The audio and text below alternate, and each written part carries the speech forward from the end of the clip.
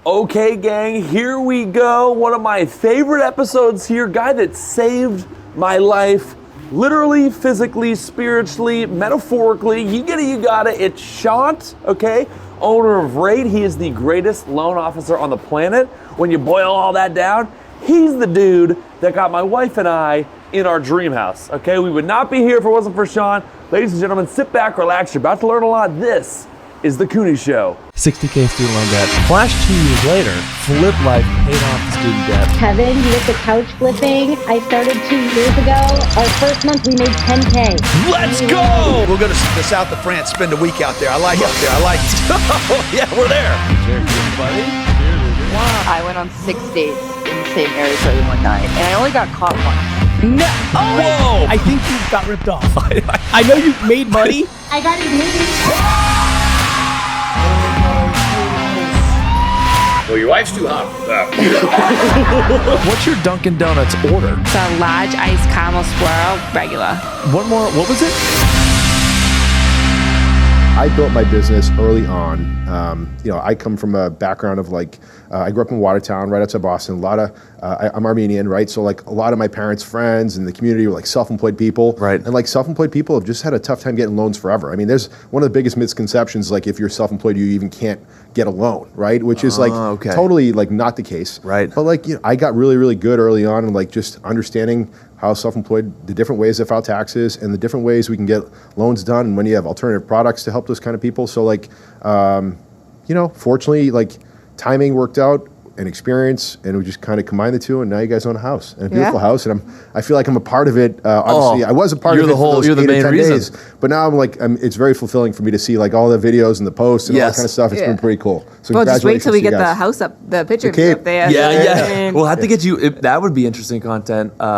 We'll have to get you up there to the house. I'd love to. And do a walkthrough, and maybe we'd even take sound bites of this episode and overlay it. Yeah. On that would be phenomenal. Imagine he ends up hating the house. He's like, I put in all that work for this. Yeah. I've seen it already. I got pictures. I know, but imagine. It's really, guys. But I know everything about you guys. That's why I was saying I feel so seen. I was like, this is incredible. These guys really know us. This Literally is phenomenal. everything. But when we put that post up with you and tagging the post, we got so many DMs of Shot's the man, best in business. People that don't even follow us that just saw the post, maybe coming in from Anthony or whatever the case was. Yeah. So it's amazing that, and I don't know if this is an overstep, but in our eyes, #1 loan officer on the planet.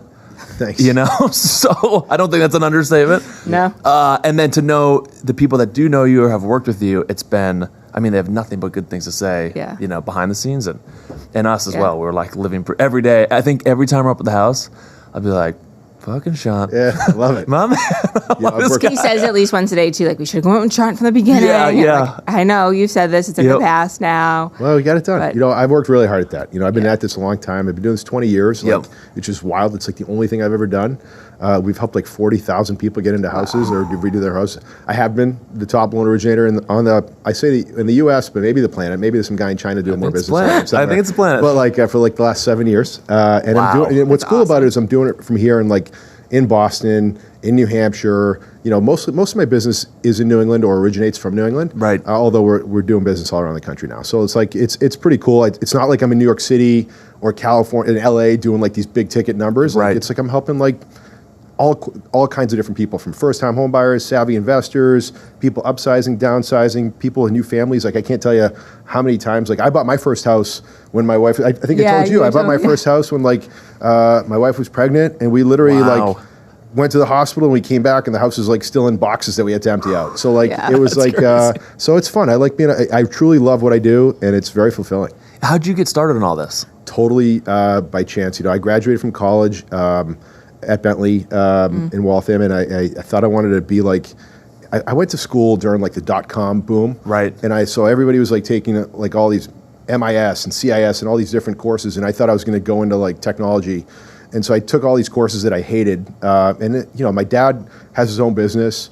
I was around entrepreneurs my whole life, and I always had a love for real estate. So I literally, this is hilarious. I was working as a nightclub bouncer in Boston. Here we go. My best friend was the bartender, And so, you live like a vampire, like first job out of college. So you're up all night, and then during the day, like I'm at the gym, and one of my buddies that had gone to Bentley walked into the gym at like 2:00 in the afternoon. I'm like, what do you do for work? He's like, I'm a loan officer, and so I was like, that sounds good. And he told me like, what he did. And I was, I always loved numbers.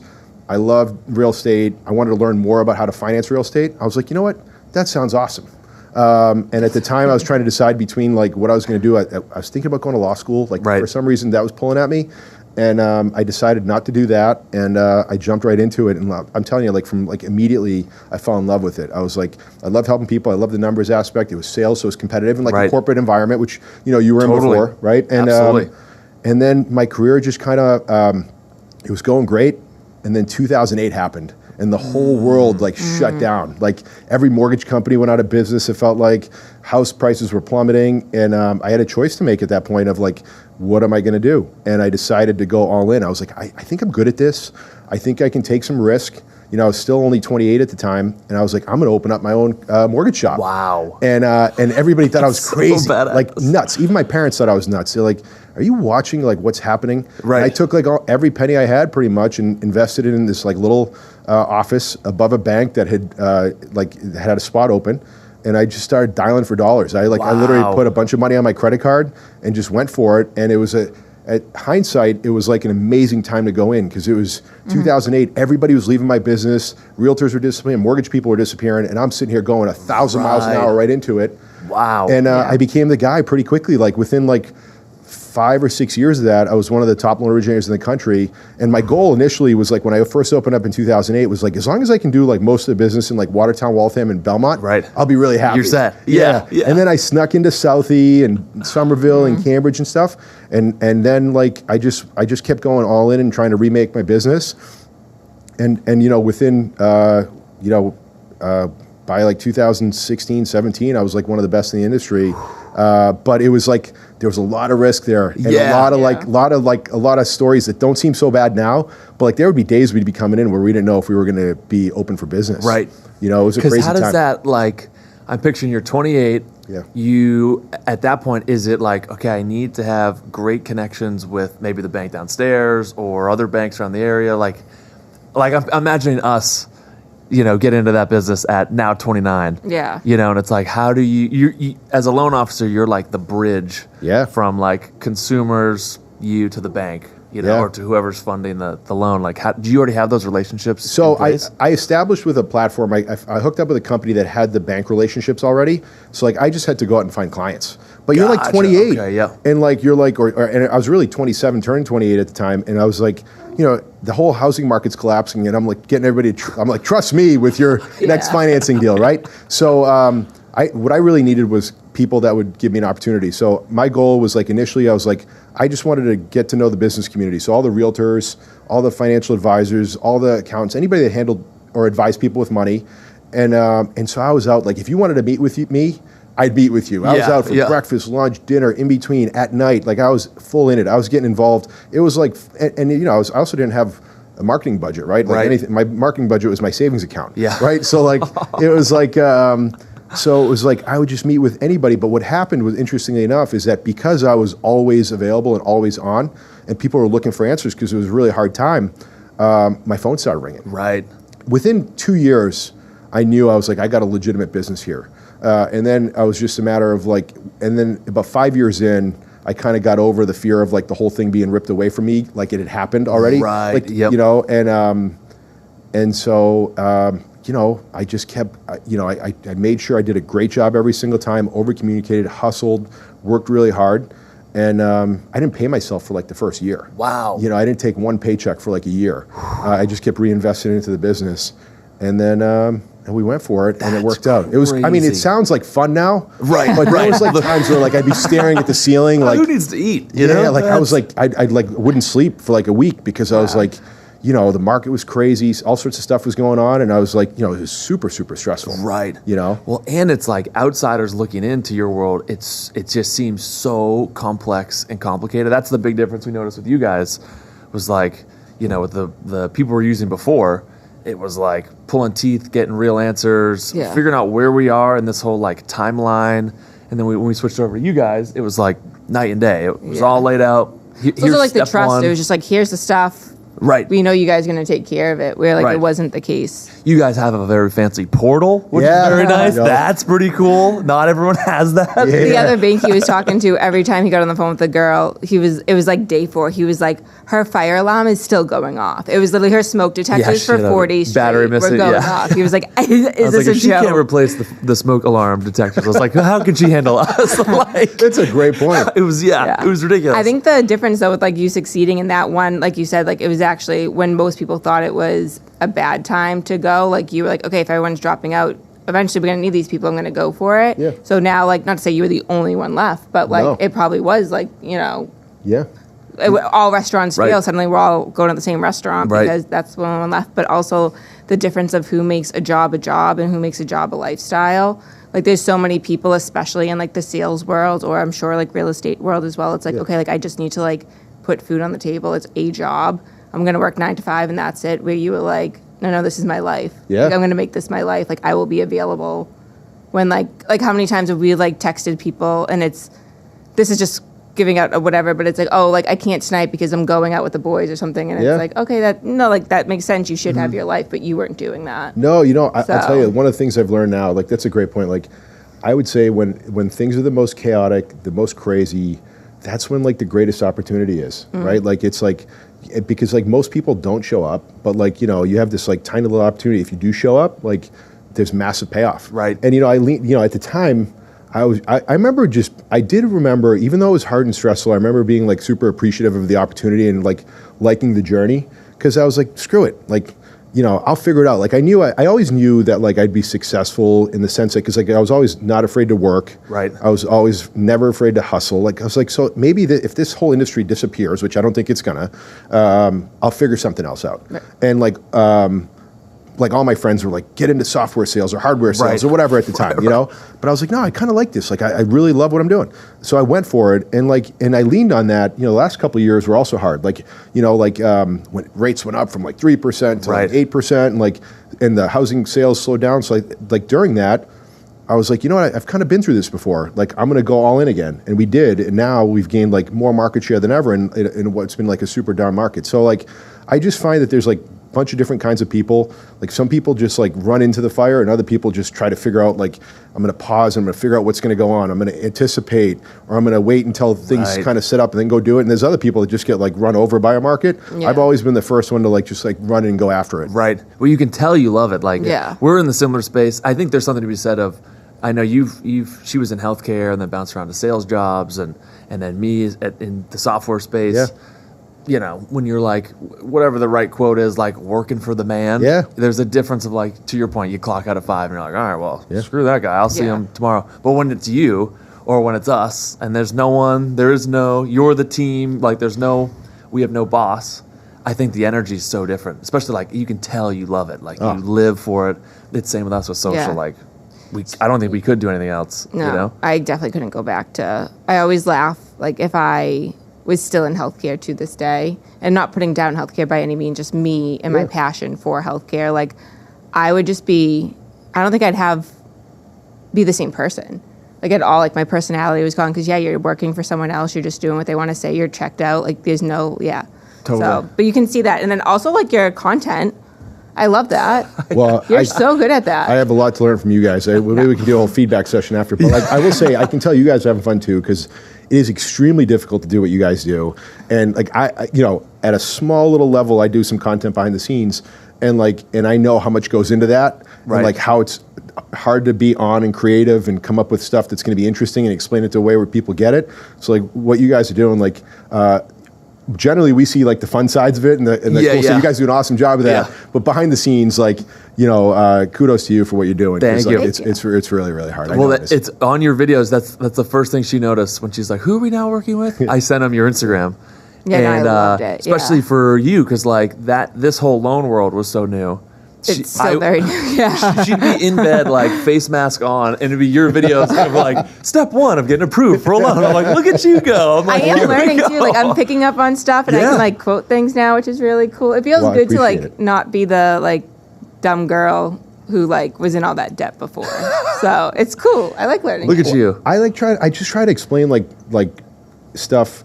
I try to keep it as simple as possible because that's how I learn. Like if you're going to grab my attention, you have like 2 or 3 seconds to explain it in a way which I can understand it and then actually also communicate it to people. So that's how I try to, communicate with my audience. Right. I always kind of believe in like, if you educate, you attract, and you also tend to like attract the right kind of people, right? Like because of the way I approach my business, I've gone out and put stuff on content on social, but also like I go into offices and I'm speaking and I'm just trying to help my partners learn or my clients learn. Right. And then all of a sudden, like, you start attracting the right type of clients, the right type of partners, and it's fun, as opposed to just being like very transactional and boring. Right. And then like I find that if you inform people, like my clients, like some of my clients that I've worked with, I just talked to a guy this morning. I've done like 7 loans for him, from his first house to rentals to investment properties to all sorts of stuff.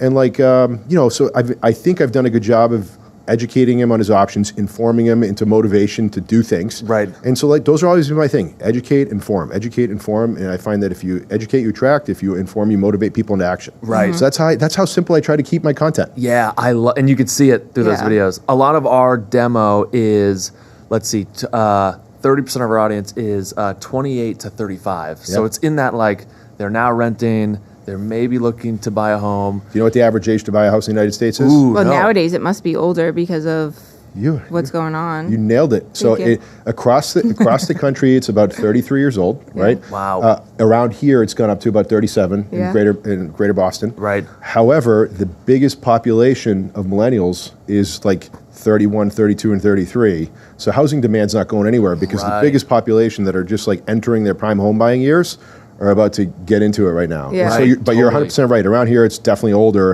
and it's definitely gotten older every year as things have gotten more expensive, and now especially with like rates going up. Right. But there's still people that are making it happen. Like at some point, you just got to like, figure out what works for you and then take the plunge because like the average homeowner in the United States is worth 40 times more than the average renter. Think about that. Wow, is that right? Yeah, the average net worth of a homeowner in the U.S. has a 40 times greater net worth than a renter. Right, so like you got to figure out a way to get into it. And why is that? Like, it's if we because double click on that, what is? Yeah, the power of like, there's so many things. So the biggest thing is the power of home price appreciation. Right. Think about if you buy your first condo for say like we're in Boston, right? So say $700,000. Yep. So you put down 5%. So you put down 35 grand. Well, now if that house appreciates by 5%, which is like a pretty normal average over the course of years. It goes up to $735,000. You've just made 100% return on your $35,000 down payment. Right. Your house is worth $35K more the next year. So you almost literally got all that money back in the form of wealth creation. And then every year it keeps appreciating. Right. Home prices have appreciated something crazy like nationwide home prices have appreciated 75 times over the last 81 years, only come back down 6 times. So generally speaking, homes always appreciate. What tends to happen is, especially now, too many people take themselves out of the housing market because they look at how much they're paying in rent and then they look at what their mortgage payment would be and they're like, my mortgage payment's going to be so much more. So they're like, maybe I should just stay renting. And they make up all these preconceived notions in terms of like, their dad or their mom told them they needed 20% down, which couldn't be further from the truth. Right. So they're like, the payment's too high and I don't have the down payment. But the reality is when you have a mortgage, every payment you make, you're paying principal. So you're paying yourself back. Yep. It's almost like putting money in a savings account. Right. Principal every time. You pay interest, which is tax deductible. And then the house appreciates. It's super powerful. Right. And then you do it with an investment property. Like I know you bought a commercial property, right? Like that was, somebody else is somebody's paying your principal, somebody's paying your interest, and you're taking part in the appreciation, right? Like, so it's, homeownership is a very powerful tool. I'm passionate about helping people get into it because like it's a massive wealth creator. As I was saying, the average homeowner in the U.S. 40 times greater, net worth is greater than the renter. 75% of that wealth is through their real estate holdings. Wow. Yeah, That's it's crazy. pretty powerful. Well, that's why I was so excited to have you in studio because we were talking a little about this off air, but especially at like my age and with the internet, you have guys that are like the Dave Ramseys of the world. You can't buy a house unless you pay, all in cash. Yeah. And then you have the Grant Cardones of the world. It's like, you're stupid if you buy a house. He was here being like, if you buy that house, you're an idiot. Yeah. And so it's like, and then your 29-year-old brain is like, trying to piece together what's the correct info, so that is very interesting to learn that Yeah, that's crazy. like it makes a lot of sense. like, I don't have the following that either of those two guys do. That's the goal. I'm going to keep at it every single day. You got it. But I think, the average down payment for normal client is like 10%, right? So like, I'd say 1 out of every 4 deals in the U.S. is a cash deal, right? I don't know any first-time home buyers buying cash. Like I've done 40,000 loans. I've talked to, that means hundreds of thousands of people. Like there's no first-time home buyers out there, paying cash. Right. I mean, maybe they are and they're super wealthy and they don't need to ever talk to somebody like me, right? Yeah. But like, it's very rare. And I do think there's some power in like utilizing leverage because like, to Grant's point, right? If you put, let's just say same client that was buying that $700,000 condo, they put $35,000 as a down payment, and just say next year that house appreciates by 5%. Now it's worth $735,000. If they just took that $35,000 and put it in the stock market, right? If this year the market's on fire, it's up like 20%, right? Yeah. So they made $7,000. Right. Yep. Like that's a big difference. Yeah. So true. And then the real estate asset is always appreciating by the total worth of the asset, even though you've borrowed like a huge portion of it. Right. Right. So like, I do think there's massive power in like figuring out, I think I'm also one of those people that I don't think you should leverage your whole life, right? Like I think you got to find a healthy balance between what you're comfortable putting down for a down payment, figuring out like what you're cool with in terms of like what your monthly payment's going to be so you can live a life and set up for other things as well. And then try to do it over and over again. I will tell you, I've done a pretty good job building up a real estate portfolio over my life. And the ones I regret are always the ones I didn't buy. Really? You know what I mean? Like every single one I missed on, I'm like, you were so cheap. You should have just done it. You should have done it. Because like it's, especially around here, like, we live in such a great market. Oh my God, But all the markets are great. Everybody, you talk to somebody in any other market, somebody in Seattle will tell you how great the Seattle market is. Somebody in DC will tell you how great that one is. Talk about people in Maine and New Hampshire right now. Right. Like those are some of the hottest markets in the country right now are Maine and New Hampshire. Totally. Maine too. Yeah, Wow. Maine's killing it. Oh yeah. Wow, Well, good even for like them. our painter Ron is painting the house. He was a Charlestown Fire Department his whole career. Yeah. And he bought a bunch of those fourplexes in Somerville, and then he bought a bunch in Charlestown, and then I think he's got a couple in Southie as well. Probably, yeah. And he was saying the same thing. He's now probably, late 50s, early 60s, and he's like he was telling us, he's like, my one regret is that I didn't buy more. Yeah. It's like same thing. He was too cheap at the time. Yeah. Didn't want to, And how cool is that? Right. Like you don't hear a lot of stories like that of people like investing their paychecks into the stock market and like at that and then making it like that. Like the power of real estate. Totally. Like I know one guy, one of my clients is a plumber. He's a little bit older than I am. He's got something like 28 or 32 families in around where I'm at, and like he just did it one by one, right? So like it's really, and the cool part is you don't have to, whether you do it in Massachusetts, New Hampshire, Maine, wherever, like you just got to figure out what works for you, see the opportunity. You also got to be willing to go places like, I don't know much about your commercial property that you guys purchased, but like, you got to be kind of willing to go places that like maybe aren't the hottest markets yet. 100%. Take a little risk. Right. Like back in the day, like I remember growing up as a kid, everybody kept telling me buy in East Boston, right? Wow. And I didn't listen, right? Like, I didn't listen. But Somerville, like you could buy a triple decker there for like, Totally. 150, 200 grand, Yep. So like you just got to be willing to kind of go into those markets. Like, but I totally could have bought in East Boston. Right. I just didn't like, I didn't see have the the potential I didn't have the guts for it at the time. Now I kick myself for it, and I wish I could rewind. Right. But there's other markets like that. Right. That's us. The 5 unit we own is in Pembroke. So very like blue collar town. Yeah. You're a stone's throw away from Manchester. You're 15 minutes from Concord. Yeah. They just put like a beautiful 18-hole Pembroke Country Club up there. So it's like it's getting built up. But to your point, it's tough to see. It's tough to see like, will Pembroke turn into, will it be like how Salem is now up in, Salem, New Hampshire? It's with the Tuscan up there and I know how red hot it is. Like Eastie's hilarious though. Like Eastie of all spots in Boston is probably the one that I feel is like most shocking. When like people knock on my parents' door like every day wanting to buy it, and they're like, where are we going? Like we're not. We've had that house since like the 30s. You would need to put $1 million into that house to make it sellable. But if you But did, people the number you want could it. sell it for would be enormous too. Yeah, Insane. But the fact that people even want to buy it for the price they're Yeah. saying now, knowing like, okay, they are liquid or whatever, they're going to put money into it and what they can now turn it around to be. It's crazy. East Right. Boston's crazy. Yeah. It's insane. What are you seeing in the market? Okay. I'm picturing someone's, at the Yeah. gym or walking the dog or on a long drive listening to this. Like, what's happening? Yeah. Right now Yeah, in the market. right now, as we enter the winter market and early into 2025, in my opinion, this is the greatest buying opportunity that we have for home buyers right now. And why I say that is this: like once the spring market rolls around, that's when all the buyers come out. We do forecast. Rates are a little bit elevated right now, and there's a little bit more inventory on the market than there usually is. So you want to buy anything when there's a lot to choose from and less competition. So there's a little bit less competition right now because most of the people have either renewed their leases or anybody with like a family, they might not want to move until next year when they can change their kid's school system, right? And then some people take themselves out of the market when rates go up because people are like, oh, things got more expensive. I'm going to wait to see what happens. Right. That's just human nature.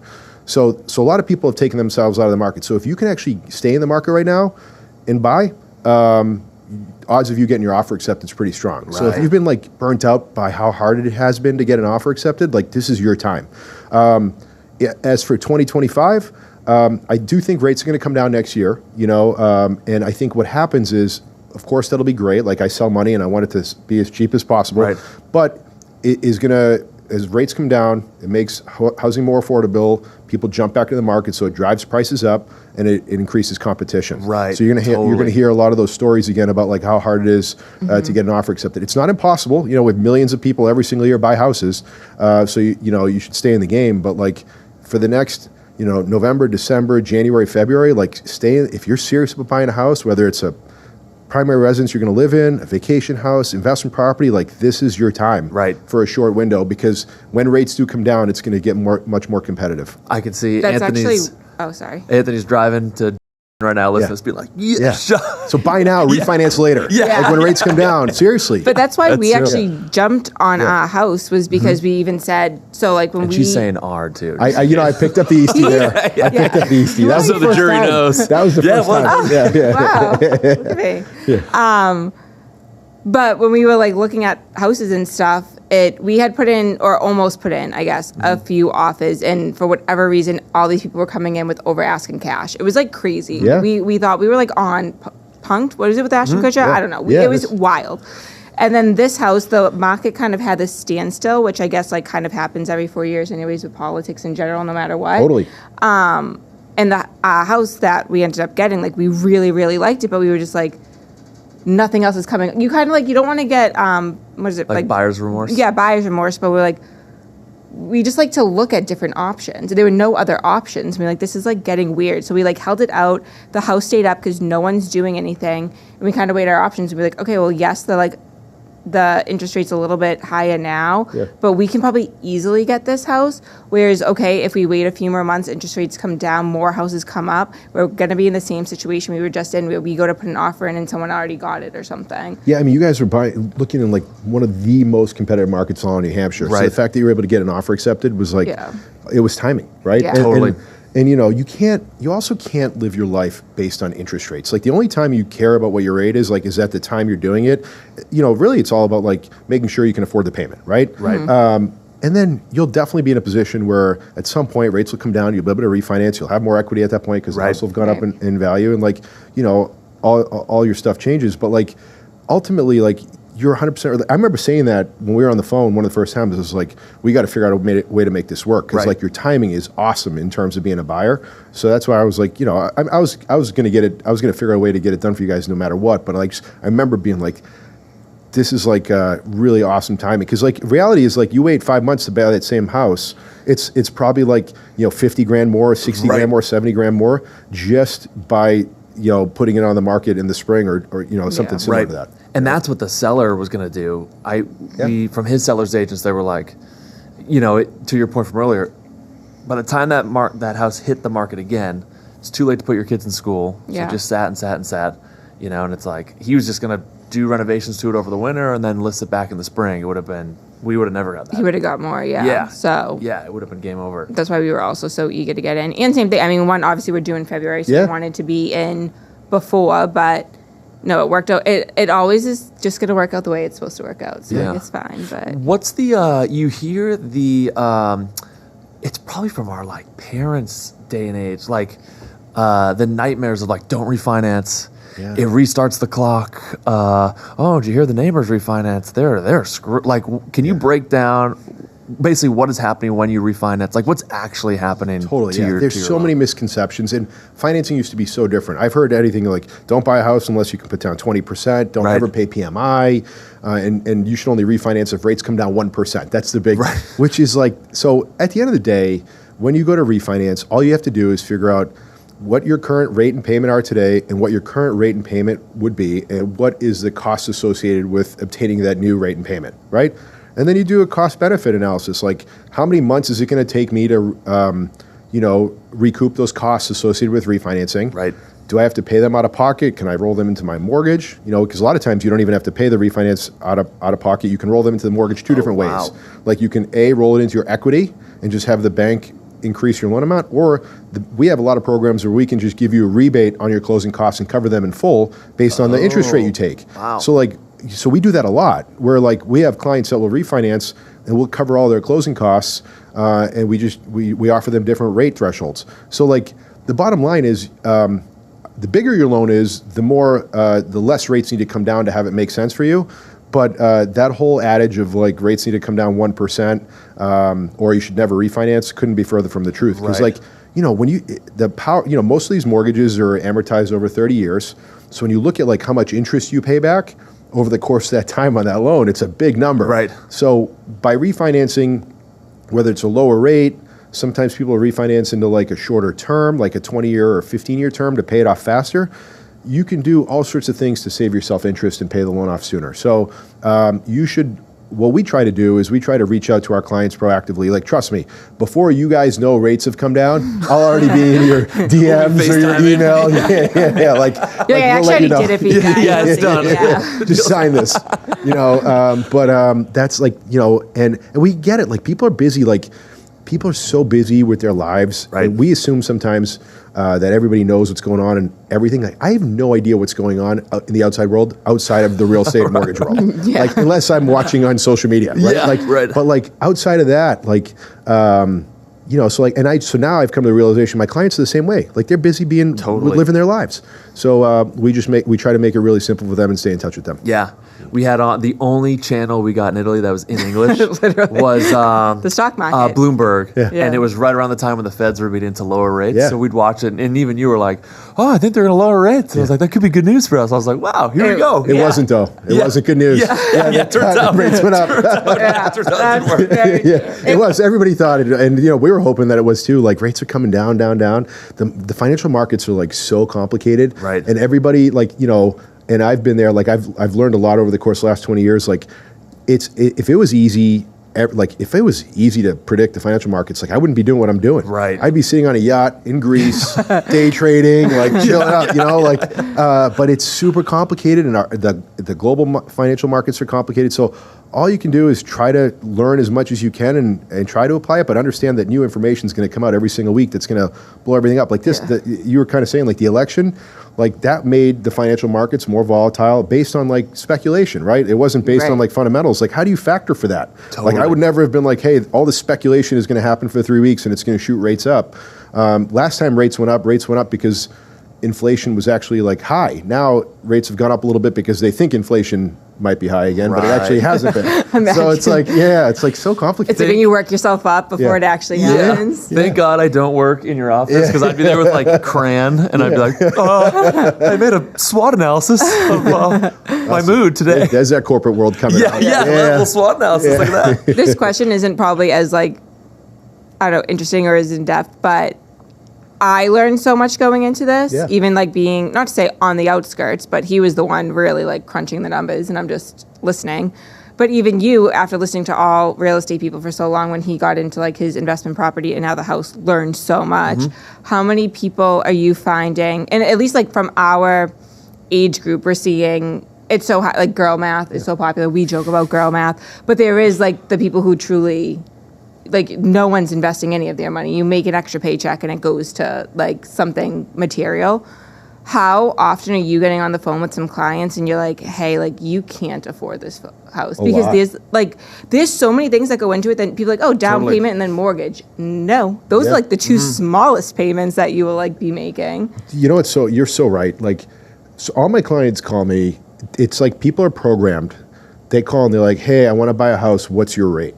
And I'm like, oh, wow. Like, you've got everything else figured out once I give you the rate? Like, so like, it's, so you're right. People call and they don't understand the different options available for a down payment. Nobody ever asks about closing costs, especially if they've never done it before. I just learned about that. Yeah, it's like, I was like, you serious? Yeah. What's this extra? Especially in New Hampshire, it's a little bit heavier. Oh yeah. So like, so yeah, there's so much misinformation, and then so 100%, and then they never factor in like those online calculators. A lot of times they'll only tell you what the mortgage payment is for the actual mortgage. Never factor in things like home insurance, property taxes, condo fees. The PMI or private mortgage insurance is always wrong. So yeah, I will tell you this though. So many of my clients come to me and they've somebody told them to call. I get them pre-approved, and I'm like, one of the things the first thing before we get into numbers is like, tell me what your goals are, what you want to buy, where you want to end up, all that kind of stuff. Then we do the whole process, and I give them all the information in terms of what your max buying is, what your comfort zone is, what your monthly payments are, down payment, closing costs, products. And I'll ask them, like, when do you plan on buying a house? Well, we're looking to buy in the next year or two. And then 2 weeks later, they'll have a house under agreement. And I'm like, what changed? Wow. Like, how did 2 years go to 2 weeks? Right. And they're like, well, I didn't think I was ready, or I didn't have all this information. So, like, it happens every month where, like, somebody's like, I just didn't know. But then once I actually knew, all the fear of the unknown went away. And I was like, oh, I got this. Yeah. I can handle that payment. I can change up my budget. And so many other people, by the way, if you guys were to sit down with a financial advisor, anybody listening, right, and you say, hey, I want to save for retirement, or I want to save to buy a house, but specifically retirement is what you're working with like an investment manager for, but I can't afford it. The first thing they'll have you do is do out your budget and figure out the things you got to cut out. Right. Too many people don't do that with the house. Totally. So I have that same conversation with my clients, like, hey, you can't afford it right now, but if you want to be in that price range, or if you even want to be in the game, cut this out, cut this out, cut this out, or figure out a way to make more money. It's like there's two parts. 100%. There's income and expenses. Yep. And one of them or two or both got to give sometimes. Right. Like, you have to have a plan. But now I'm a little bit older than you guys, but like when I first started out, now I have Waze, so you can cheat. But back in the day, I'd print out like MapQuest, and there'd be like MapQuest directions all over my car, right? But like, if you want to know where you're going, you got to figure out how to get there, right? And so like, you got to just you got to do the same thing with any type of investment. Like, you got to know what you want, and then you got to figure out all the steps you got to do to get there. But the cool part is, so many people do have no idea, to your point, but then they do a sit down, and it's like, oh my God, it's not as hard as I thought. Yeah. It's like so much clearer. So I think it's really powerful. Yeah, that's awesome. Absolutely. You actually turned that around, like kind of the opposite way. Like, you were able to educate people to feel more confident in it, Totally. which is like awesome. The only time I get stressed out and anxious is like when I don't have the answers to something. Yeah. But like when I tend to, it's like it takes all that stuff away. So I Right. try to do the same thing for my clients. And also, like, just like you're saying that I think so many people go into it. Like, we've gotten so many messages like, oh, I've been looking for like 3 months. And I'm like, we were looking for 2 years. And like, we took like potentially a different route. Like, some people might meet you first and then they're like, okay, let's see when I'm ready. Where we were like, okay, well, we know we don't have to move right now, but we know we will be moving in the future. So we started scoping out like what towns we wanted, what we liked and didn't like about certain houses, to even learn that. So when we did get to the point where we were like, oh, we need to buy a house within the next year or so, then we already cut out so much of what we knew we didn't want. Yeah. So it goes into that too. Absolutely. And then, so. By the way, my I know I told you that me and my wife bought our house when we were pregnant too, and like, so it seems like I've got like all the answers now. But like when I was a first-time home buyer, like we were looking for like 5 years. Like now I've done a lot more mortgages since then, and that was like the year after I had just like opened up my business. So I was a little nervous and stressed out. We looked for like 5 years. Wow. And finally, like she got to the point where she literally called me. I was away on a business trip in Florida, and she was like, "Hey, I found the house. I'm buying it. You can move in if you want." like, you know, and like, you know, and like, that's how we bought our first house. Like, I love she's that. like, I love it. I made an offer. Like, this is the house. Like, we're having a kid in a few months. Like, Right. I can't do this God. anymore. But she's like, Yeah. pretty confident. Like, and you know, and we did all the things. Like, we had to spend a lot of money and Right. like upgrade it and all that kind of stuff. So that's why like I feel like connected to your guys and your journey. Yeah. Like, you know, like I said, it sounds like I know what I'm talking about now, but it's 20 years of like helping people and doing Right. it myself Yeah. a bunch of times. Like, it can be overwhelming the first time. Yeah. See, it worked out for him, so it'll be Yeah. just fine for Yeah. us. Yeah. Well, you that's kill why, it. like, she originally, I think it was one of our, God, we were newly dating. It was one of the first times you, like, openly cried. And we were in my apartment. I actually sent it to you. I have this, like, very boring Excel sheet. Income is in green. Yeah, All I remember. payments are in red. You And- know that quote that it's like you either have an income or a spending problem or whatever? I had both and he had neither. I was more impressed because at the time she was working actually- at Mass Gen, cool. and you're making whatever it was. I made $27 a month, mind you, and that was master's degree and 7 years experience at Mass Gen, bringing home, I think my paychecks were like $680 a week. So she is that same sheet. So she was like, I'm like, you're making money. Where is it all going? So we sat down, that same sheet. I made a blank one for you, and we put it in. I was like, what do you think your biggest expense was? This is before we moved in together. And she's like, oh, it's my rent for sure. And she was living over on Wiggett Street in the North End. And your rent was, what was it, 14? 14. It was way more than that 30%, like they say, but it's Boston, and Yeah. I made, so. But so she's making 27. The rent is 14. And then I don't know if I was more mad or like impressed. She was spending your Target bill and Amazon was like 25 grand a month. Yeah. 2,500. 2,500, excuse I was me. like, Yeah. whoa. Yeah. I was like- 2,500. I haven't done that yet. So I much- mean, where with the are new you- house, I might, but Yeah. I haven't done that yet. I'm like, where are you finding 2,500? Yeah, San additional? Tapios. Thank I you, was like, guys. yeah, I was like, this is, and that was the first time she was like, you were like welling up in tears because you were like, oh. It was so bad. It was like I my get it. dunks and stuff. And then so now I have kind of neither problem, I guess. Like we said, we took Yeah. a 150, but I had to cut out like the stupid materialistic things, like you're saying, like when you had to sit down with people, like it sounds maybe super stupid to people, but I was paying off 0%. I was paying none of my student loans off, which he like educated me and was like, hey, like, so this will never happen again with 0% interest. Like now is actually when you want to, because if not, you're just paying interest and that's why people are drowning in it. But I was like, I don't have money to pay that. Like, how am I supposed to do all this? And then we went through like, okay, my like random Target runs, which weren't for like essentials, like random Target run. and weren't Abercrombie. so random. They were like a daily, it's like Yeah. a morning routine. I was like, My- gym, Target. Yeah. My Abercrombie was, I think there was like 4 days in a row that it was a different order to Abercrombie every day. Like, why?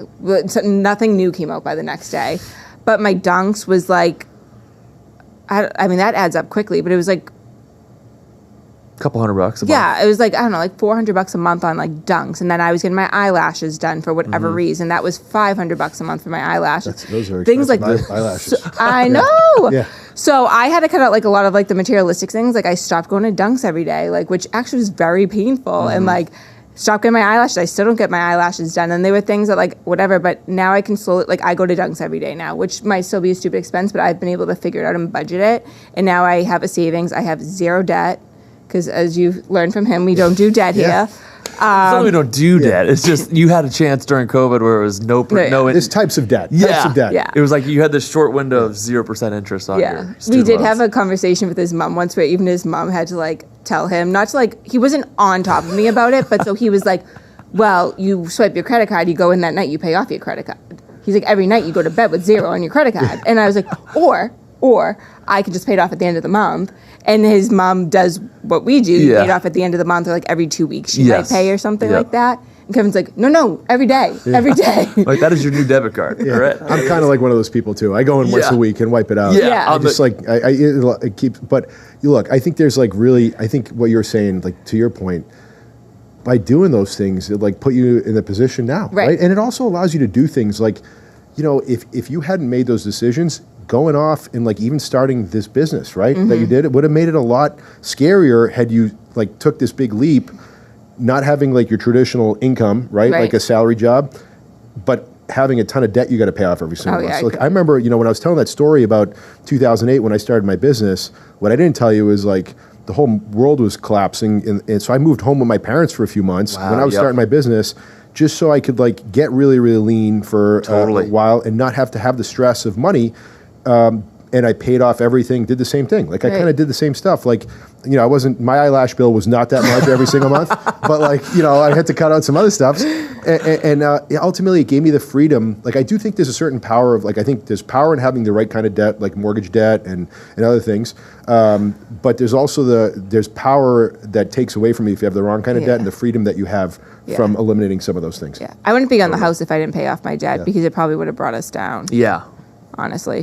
So now you're just lifting us up. No. That's it. I mean, my whole savings there, it's really just helping. You're turning the house into a home, huh? Look at you. Yeah. So what should, I'm imagining like people are listening to this, they're like, all right, Sean just said it's the best time to buy. Yeah.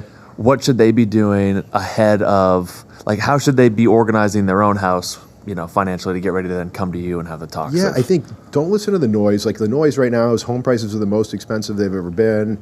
Rates are high, all that kind of stuff. Like don't let, like there's always going to be something. There's going to be, if you listen to like, Susie Orman's pretty popular. Mm-hmm. She's said for like 14 or 15 years in a row that like the housing market was going to crash. Right. How's that worked out? Right. You know what I mean? Totally. So like there's always noise out there about like why the housing, like at the end of the day, home prices are always going to go up because there's not enough inventory and way more people that want to buy it. So I'm pretty confident that over the course of time that will continue to be the case like it has been in the past. So you just got to like, one, figure out how you get in the game. Talk to a finance professional, talk to a realtor, understand, like I said, what you qualify for today, is that in line with where you want to be? Figure out, monthly payments, down payments, programs.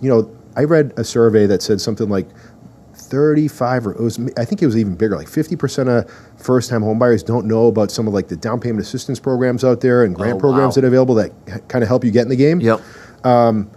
Eliminate all the misconceptions and just like, getting in the game is so important because once you're in it, then you're taking part in the ride up. It's very difficult to outsave the market, Totally. like outsave home price appreciation, outsave all the benefits. Like, and I've had some, like, I remember when I first got out of college, when I first got out of college, like everybody was still hanging out in Brighton. Yep. Southie was just kind of like getting rolling again, right?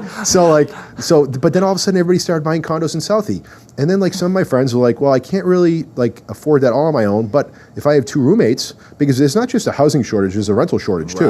Right? So like maybe you buy your first place and you're living with buddies for a couple of years. Totally. But guess what? Your friends have a place to live. They're happy because they're living in Southie with you, right? But you've also building this asset, right? So like, or whether it's like buying a multifamily, but figure out a way in which like, ultimately I think the best move is figure out a way to get into a house either for you and your family, for yourself. Actually my biggest group of first-time home buyers is actually a single woman. Oh. Yeah, Wow. seriously. And it's been the case.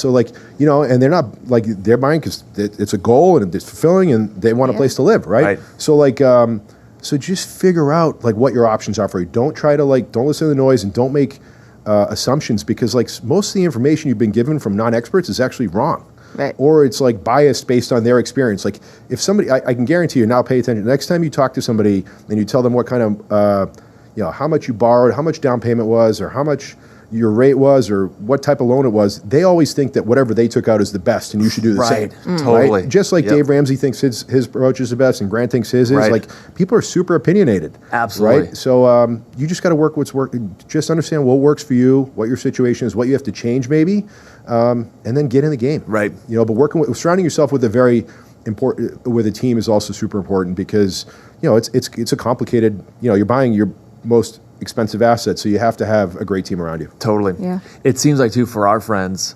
and once we send this episode out, it'd be cool to send it to them because it's like we've talked to a lot of our friends that are almost scared to even call you guys up because they're like, oof, once I call them, it just outside looking, it feels like the shot clock is on. Yeah. I don't want to waste anyone's time.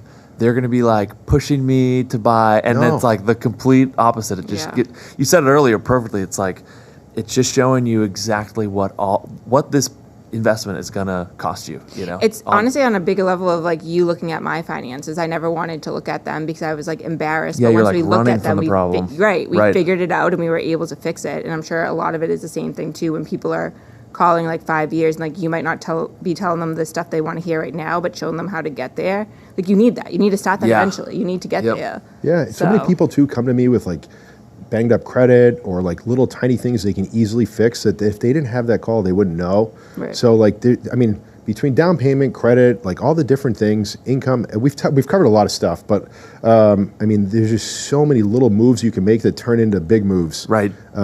Totally. So the faster you can get into the market, the better, in my opinion. Best advice: stop doing your lashes, guys. Yeah, seriously.